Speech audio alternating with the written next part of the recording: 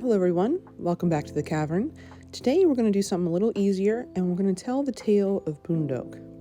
Now, Bundok, the origin of it in Tagalog means mountain, just singular, one mountain.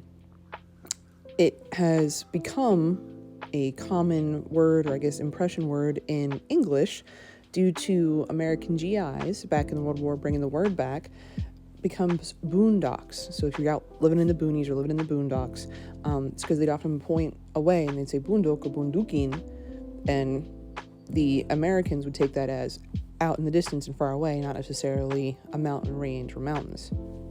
Now, I was a Tagalog linguist during my time in the military, and so I had to learn, obviously, how to speak Tagalog.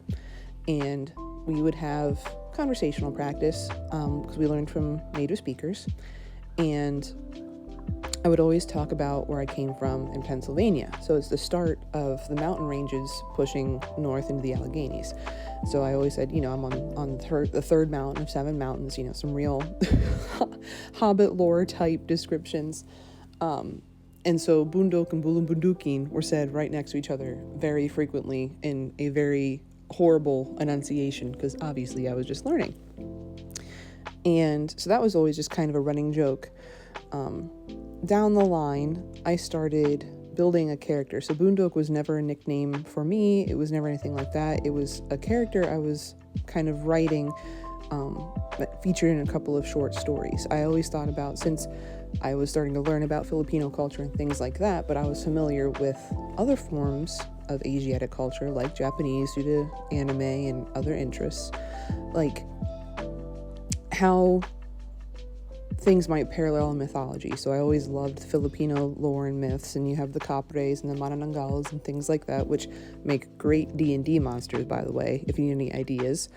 But I also loved the Oni from Japanese lore a lot, or trolls, or, just big, beefy monsters out there. So I always wondered what it would be like for something similar in Filipino lore. And then I just kind of kept going from there. Like, the character of Bundok kind of started as an Oni, but then transformed more into a golem-esque kind of creature. And so when I was telling one of my friends about this, he was the one that was DMing our campaigns. And he's like,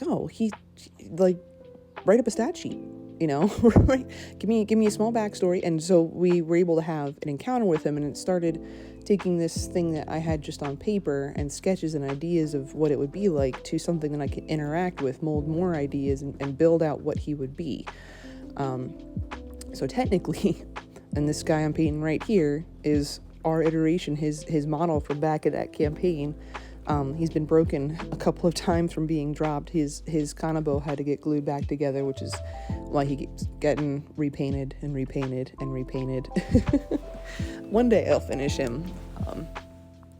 But he kind of went from being this character in these stories that I can build to actually being something. And so I continue to keep trying to finish his stories. I think the one main thing I would want to get published would be his collection, and I don't want to give too much away about the character, obviously, but he is essentially, outside of time because he isn't of natural origins and things like that. He has, transformative properties, so he can be troll-like one moment and humanoid the next due to things that other individuals may have bestowed upon him early on in his existence. And there's a whole bunch of ideas I have surrounding him. But when I started my channel, I didn't want to use my name. I'm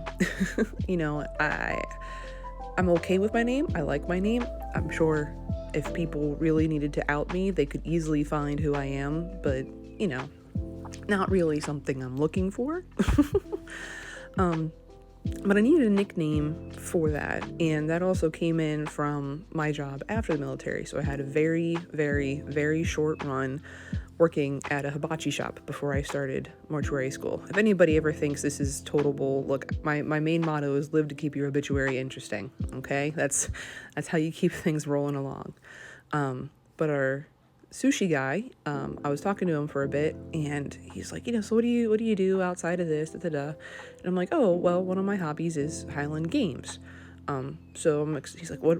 And so I'm explaining to him that, you have competitions where people throw weights and trees and rocks and what have you.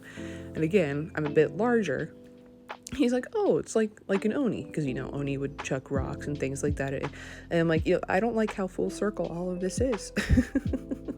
So I figured for a channel name, we can steal Boondok's, and eventually maybe we can put out some of his stories. Maybe I'll be able to narrate a couple and post them on here as a little side project. But that's all I've got for you guys today. Now you kind of learned a little bit of Tagalog, and I guess the etymology of one word that a lot of people use being out in the boonies. If you like, comment. If you want to learn some more Tagalog tidbits, let me know, or I can always give some good backstories on some of those mythological creatures. Like I said, they are wonderful for campaigns. Anyway, I hope all of you have been having a wonderful week, a wonderful month. Some of us are going into summer, some are going into winter, and I hope all of you take care.